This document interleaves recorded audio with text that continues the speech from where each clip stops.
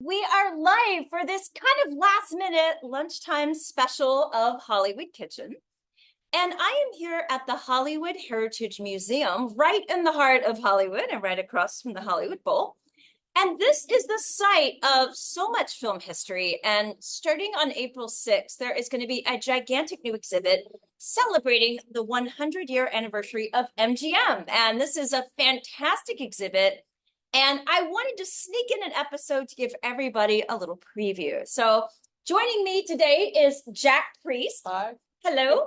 Jack is a 22-year-old film historian Jack is the future of this stuff. He really is. And Jack has curated the Ann Miller display case at the museum. So I thought, sorry, pardon the noise. We're in Hollywood. There's motorcycles going outside. But Jack, so first off, thank you for joining me today, of course. And tell me, for those watching who may not know much about Ann Miller, tell us a little bit about who she was. She was an amazing woman. I think she's definitely remembered for being one of the best tap dancers ever. You know, she's remembered for her elegance and her glamour, and she did a lot. But she was one of MGM's Goodwill ambassadors, and they had her going out and doing all different trips for the studio. But she did theater plays. She did a lot of things. Yeah. Okay, and highlights on her filmography include Easter Parade with Judy Garland and Fred Astaire.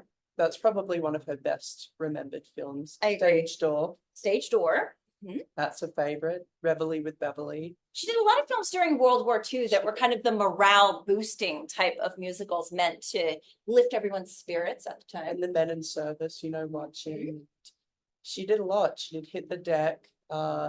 So many different films.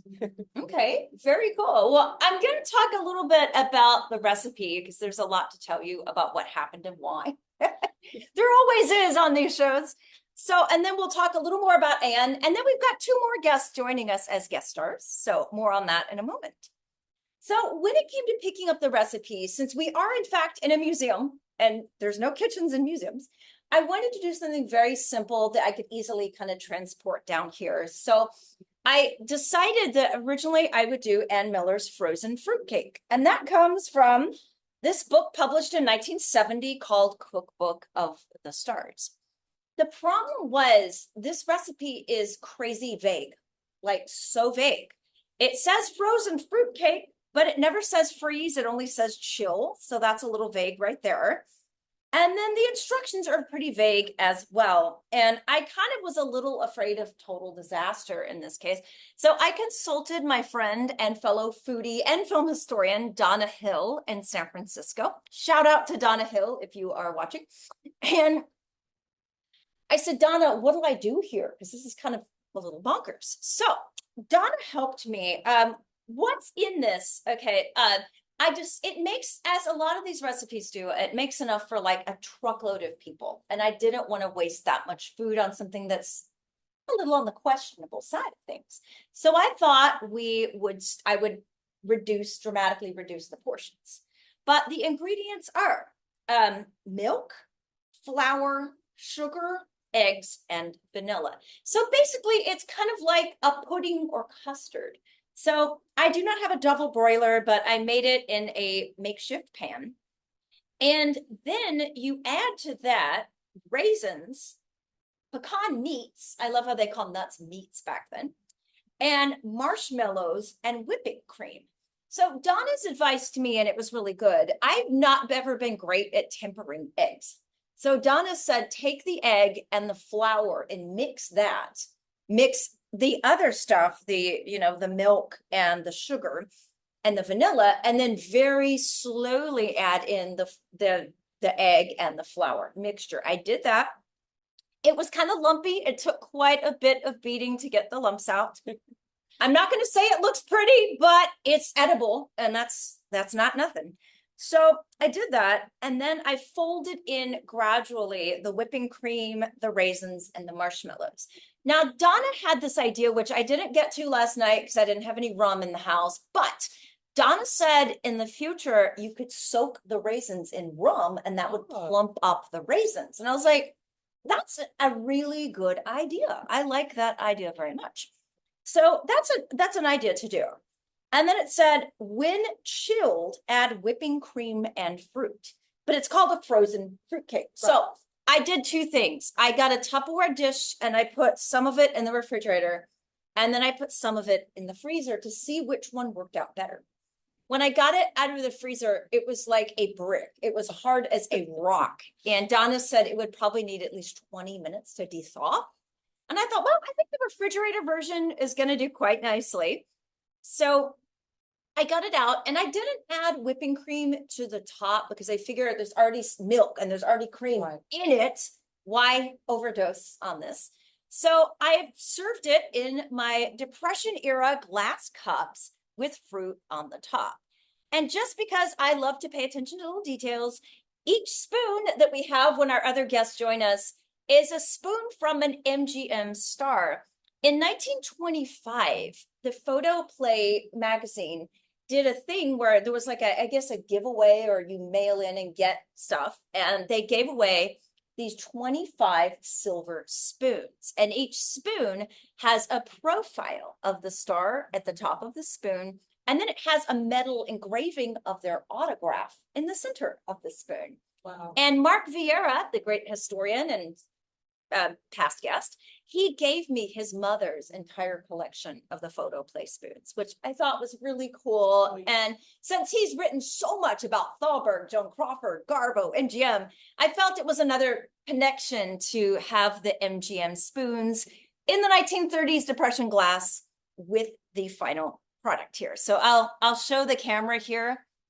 This is how it turned out. It's kind of tastes like a vintage ambrosia type dessert. I'm not a huge marshmallow person for some reason. So Really? crazy, right? Like I don't even have them in hot chocolate. It's just kind of not my thing. But overall, it's not bad. And that's good enough, because I was telling a friend, sometimes some of these vintage recipes, they feel like you're cracking a code of some sort. Right. Because I think a lot of them were written for women who were veteran cooks, housewives. I'm so not that person. I'm just trying to get by and figure things out as I go along. So anyway, this wasn't a disaster. And for me, that is good enough. That is good enough. But I really was worried about how this was going to turn out. And I thought, it couldn't hurt to have a plan B. So plan B. 2 years ago, Jack, you and I were at an event celebrating Judy Garland's 100. We were. And believe it or not, that night was very emotional, as you can imagine. And in addition to all the other cool stuff that happened that night, I wound up meeting the author of this cookbook, The Dead Celebrity Cookbook by Frank DeCaro. And I heard someone say his name at that party, and I whirled around and I was like, what? Frank DeCaro? And he's like, who are you? And he was so nice though, but I fangirled the daylights out of him because I have several of his books and I never met him in person. So to like randomly get to meet him at an event when I wasn't expecting it was just very cool. So this is a really fun book as well. And Frank DeCaro has a recipe for Ann Miller in here as well. And it's Ann Miller's fettuccine Alfredo.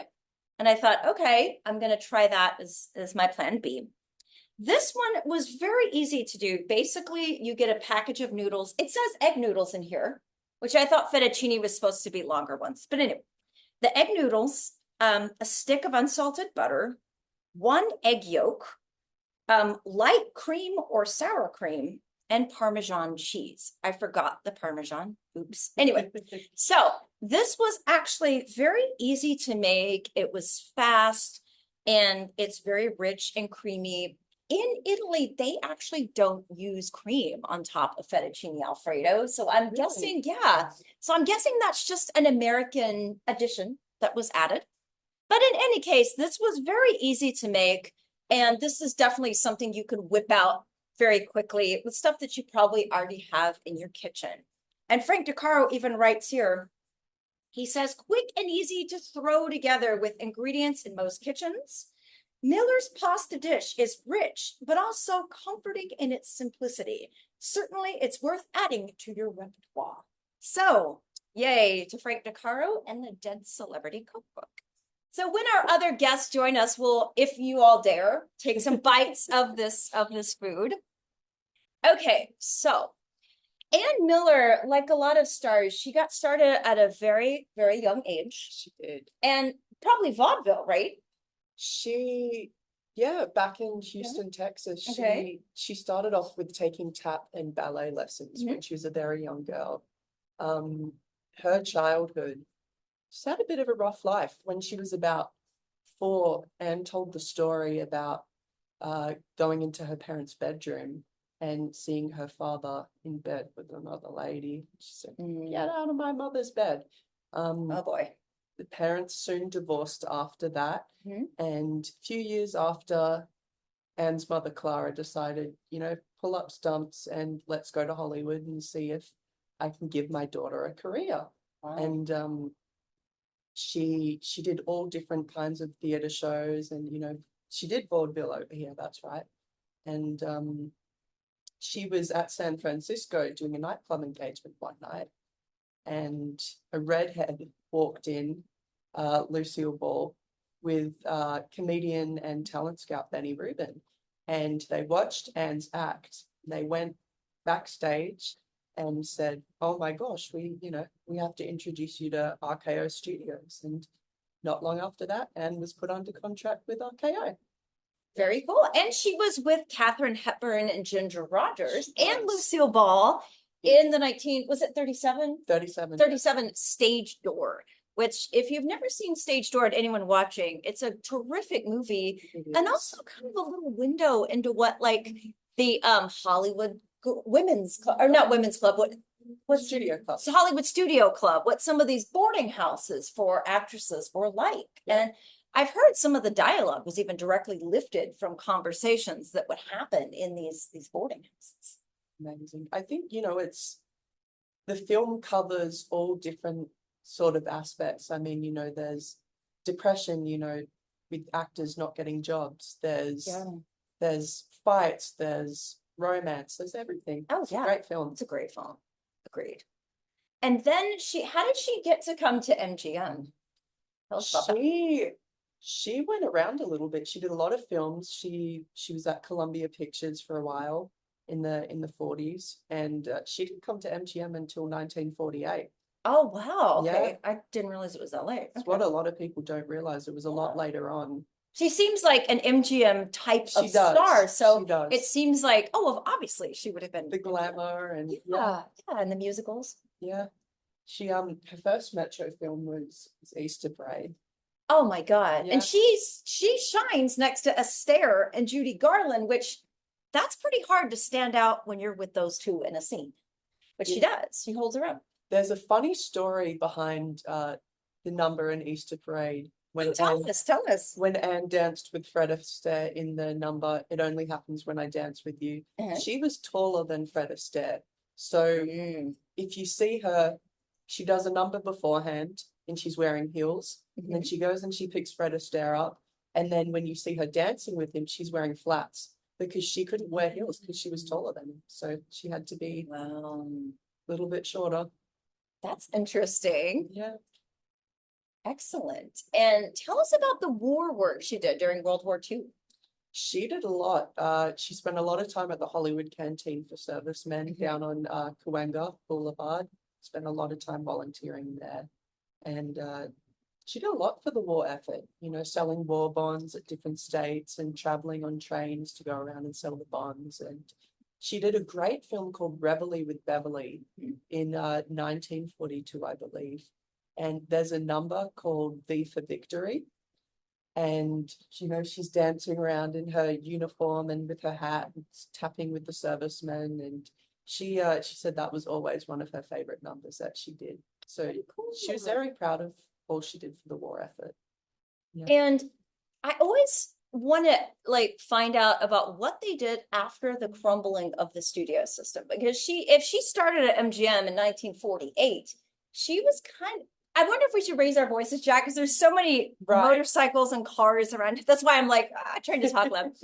But I wonder, like, she kind of got in at the tail end of the studio system. So what happened when all of that started to crumble? She did, and she knew it, and she was grateful. She always knew she was at the end. That's what she said, and she was grateful to be a part of the golden age.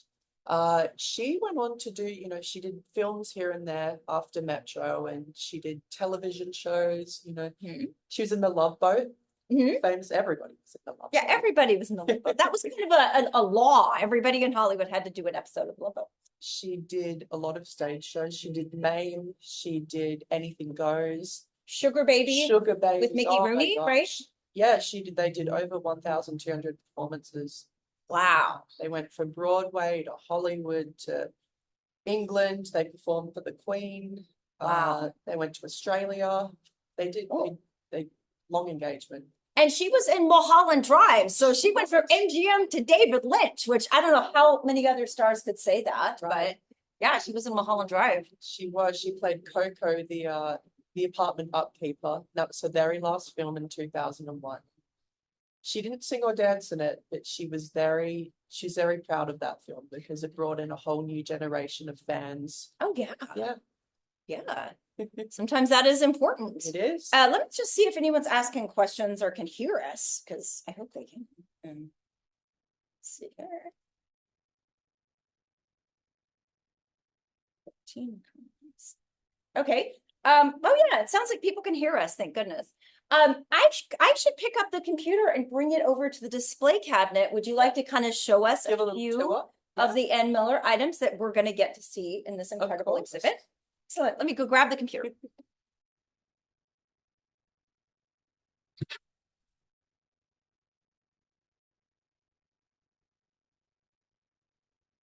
So the case hasn't been tagged with the captions yet, but we'll start up here.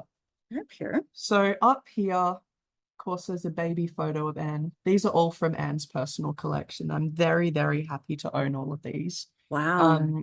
This is her baby book from back in Texas. She was born in 1923, and it's full of just baby snapshots and other documents that her mother compiled. Up here is a childhood scrapbook that Anne put together herself. You know, her name was Johnny Lucille Collier before Ann Miller, and she hated that name. Baby photo. Oh, speaking of MGM, here's entrance pass to the studio. Oh, wow. And this is from 1935, and Anne didn't sign a contract with Metro until 1948. So this could be one of the earliest links to her time at Metro. These are photos of her and her mother, and an inscription from her mother in her autograph book. Wow. A portrait from You Can't Take It With You. That belongs to my friend Margaret. Very cool.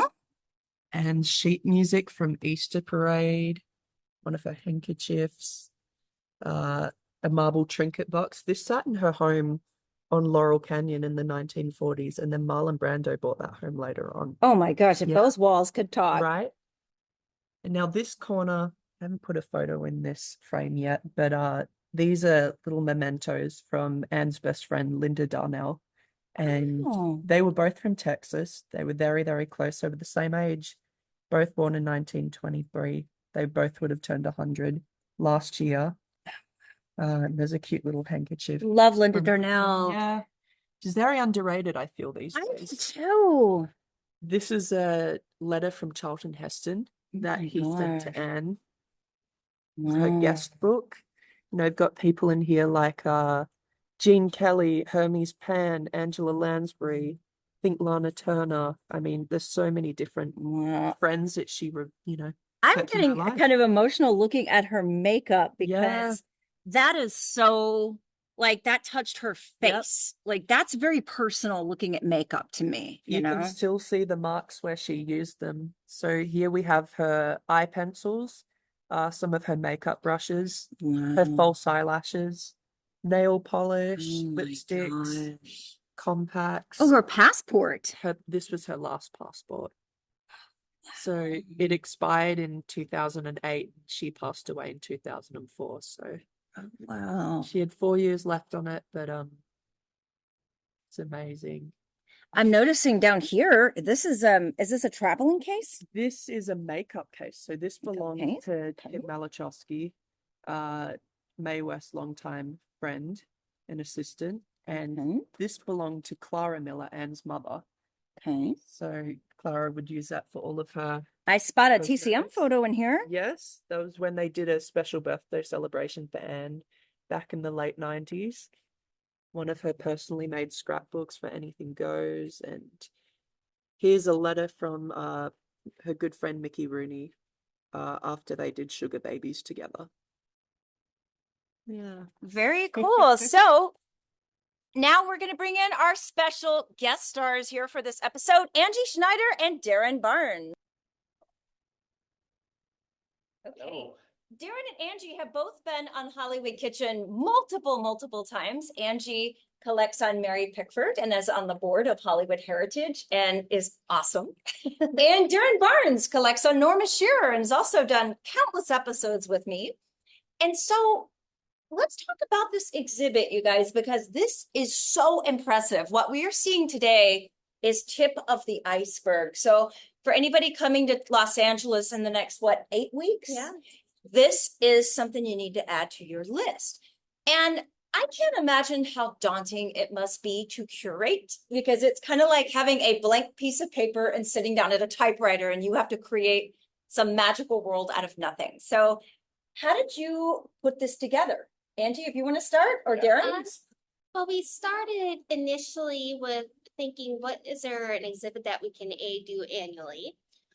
We know the PCM Film Festival always comes to town, which everybody's got their different favorites. So we first thought of, well, why don't we do like an annual collector showcase? Because again, the ultimate purpose of Hollywood Heritage is also to be a community center. And one thing is there are so many amazing private collections and nobody ever really gets the opportunity to be able to showcase it. And then with it being MGM's 100, we did more of an emphasis this year on MGM 100. So there are a few other non-MGMs in the exhibit, just again, they kind of hit everybody's favorite. But I would say probably the hardest part about curating is trying to find the story. Yeah, absolutely. So even though we wanted all this amazing stuff, what's the story? Yeah. And how do you come up with that story? Like, do you have what I would call the aha moment where you're like, that's the story I want to tell? Like, when do you get to that moment? So a lot of debating and a lot Yeah. of middle of the night texting each other going, I think this might work. So it's been a lot of trial and error, but Yeah. I think as the story was coming together for each case and then Yeah. having the thread throughout the museum, Yeah. we've been able to not just throw a bunch of stuff in a room, but actually tell a story. Yeah. And that's And- our goal. And everybody knows MGM, but it's also then the other aspects, the competition between studios. Why did MGM get Lon Chaney? We got the Battle of the Blondes of, Mae West and Jean Harlow, pre-code. So you do have to tie in all these amazing pieces. And I love how you do, in fact, tell stories with the curation that you do here. We did a Jack Oakey episode right before Christmas. There was a story in that too. Mhm. And I think curating is a lot more complicated and nuanced than the average person realizes. Because again, it's not just throwing stuff in a room, kind of like programming films. It's not just showing a movie. There's a lot of thought that goes into what we're showing, why, and what story. Thought and magic, because I think probably the hardest thing was, we're getting all these amazing costumes, but people were tiny. And Darren and I still laugh. It's like we're going to a lot of these display companies, fat shaming skinny mannequins. You're like, oh my gosh, it's a 25-inch waist. You're too big. Trying to explain to those owners, no, we need smaller. Are you kidding? So, I mean, it took a whole day just to shave down dress forms to get down to about a 20 to 21-inch waist for almost all the pieces. So I think it's those little behind the scenes things also that people don't realize that Yeah. kind of goes into it because, we don't have like a V&A budget where we can spend, $1,000 on custom mannequins. We have to, get creative and with the helps of other collectors that have been through this to share ideas. I like that phrase, necessity is the mother of invention, because it's so true. It is. And so finding the mannequins had to have been a challenge. What were some of your other challenges that you guys faced in putting this together? Because I know you guys have gone to Palm Springs, like you guys have probably gone all over Southern California Yeah. to assemble what we're seeing in here. I'm trying to, tell the story. Yeah. That's been the hardest part. And collectors have been wonderful. Yeah. And the Good. great thing about going to see these collectors is, we went to see a collector who was we thought just had Mae West. And while we're there, he's like, oh, I've got this, oh, I've got that. So it was really helping us tell the story and getting it together. I think one of the hardest things now is that we're coming down to the wire and we are so at capacity and we've been offered so much great stuff in the last couple of days that would have helped our story. Yeah. But we've always kept in mind that we had to curate the story around what we have, not what we wish we had. So Exactly. it's, and we're gonna always keep that in mind. And, one of the favorite pairings I think that Angie did is we have a Dorothy Lamour and Jane Russell outfit together. And, they crossed over a little bit at Paramount but they are so tiny and chesty. So actually putting those two together so you can see, what, their real life shape and just having these two brunettes together, it's actually is a cool little, That was so- it made sense. Yeah. Yeah. That's what was important to us too, is we didn't, I mean, a lot of times, I mean, again, there's the magic of the museums that probably a lot of times the gowns aren't fitting the mannequins, but they either pin them or maybe they're not zippered. We wanted to make sure everything fit perfectly. So as a fan, you walk in, like you said, they know their sizes. Like with Jane Russell or Dorothy Lamour, we could have easily just clamped the back and had it fit a mannequin, but then you don't really understand all the stuffing involved. Yeah. to make that scale. work. So we made that a decision to leave the stuffing showing so you could really see how much, Yeah. because we, like you said, we tried to clamp the back. We did a lot of stuff with Yeah. it and Angie, a lot of trial and error. Yeah. And we just said, you know what, it really shows off, what these women, what their shapes really Yeah. were like. It's pretty amazing to see in person. In some of my vintage collecting experiences, I've seen some mannequins where they have a knob in the back and you can turn the knob to adjust the bust or the Mhm. waist. But I'm assuming those are probably extremely high end, hard to Right. find The kind dress of mannequins. forms, yeah. Yeah. Yeah. So you guys had to work with the ones you already had, and Yeah, pretty much. And then some other little tricks of again rolling out ones that worked and ones that didn't, and Yeah. ones we could shape down. we have some rare. I'm sorry, go ahead, Dylan. No, there was a challenge pretty much every day. Every day. We have some rare paintings too. We have the Farewell to Earth Jean Harlow painting that was thought to be lost for multiple decades and has surfaced. We have a Hedy Lamarck, and I love how they're side by side at different ends of I mean, the curation in here is so thoughtful, and I really love the way that you guys have put this together. Thank you. Thank you. Yeah, I mean, just sitting here looking around, I'm like, dang, where'd they find that? How'd they get that? And it's it's impressive. It is absolutely impressive. Is there any piece that you were so stunned to get? It was kind of like a white whale piece that you couldn't believe you were able to acquire for this? Probably the two paintings. Yeah. The two Being able to- paintings? Yeah, the Hedy Lamar's never been publicly displayed ever, except for when it came up in auction about 12 Wow. years ago. So it was Reginald Gardner, the actor, painted it, and it hung over his fireplace for years and was in his family. That was a story that was related to us, and then it came up for auction. So it's been hanging over that collector's fireplace for the last dozen years. So to have these two. That's one called Scorpio. Too. Yeah, and that one's called Scorpio, and they're both so dynamic in the colors, and just to see these in real life, and then to have them the way we put them side by side is, yeah, it takes your breath away when you And the walk in there. condition of them, they look like they were done just yesterday. I know everybody was talking about, oh, Jean Harlow's, was that just, there's no way that's the original from the 30s. And then you get Hetty's, and you're like, she's just the same, or it's just so vibrant and beautiful still. Yeah, they're only a year apart. Hetty is 38 and Jean's 37, right?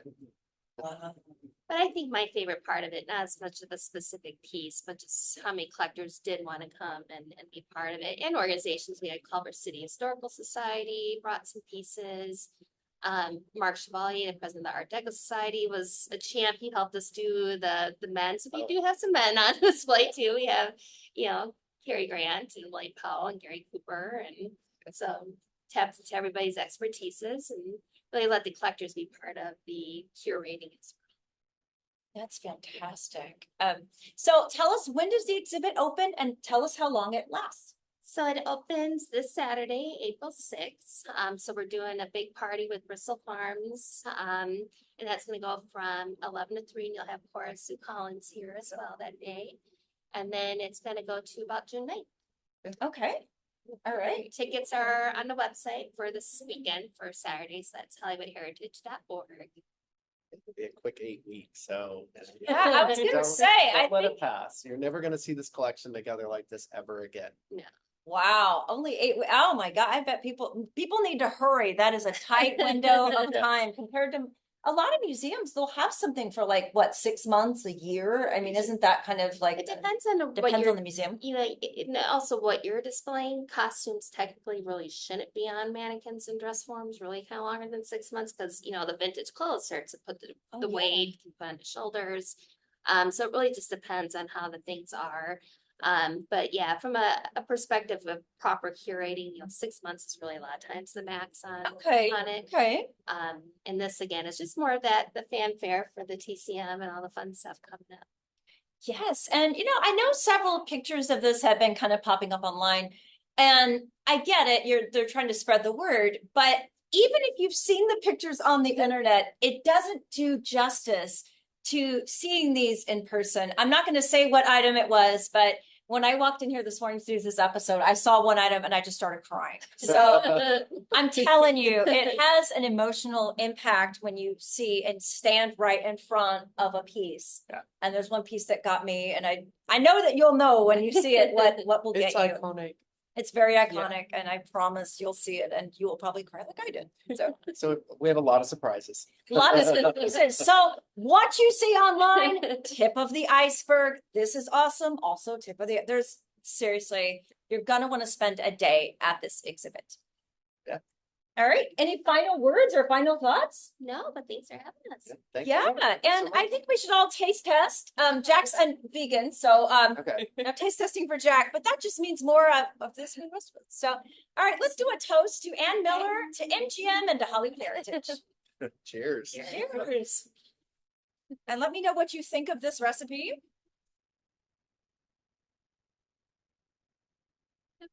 Not bad. Not bad. I think not bad is actually pretty good for old Hollywood recipe. I'll take it. Edible and not bad are good enough. And then this is the fettuccine Alfredo. So if you guys want to taste it, I'm sorry, it's not piping hot, but.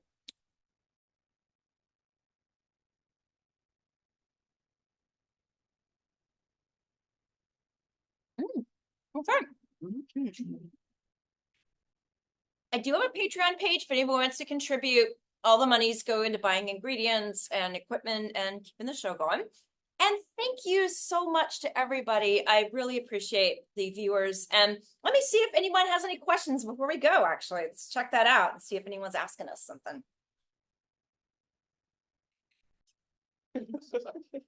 I'm just glad it turned out as well as it did. Believe me, thank you to Donna Hill once again for her help on that. Leslie Apple, Stage Doors, one of my favorites. Okay, no one can hear the motorcycles in the background. That's awesome. Yay. Zoom does a good job filtering out. Okay. All right, people are just enjoying seeing the Ann Miller stuff.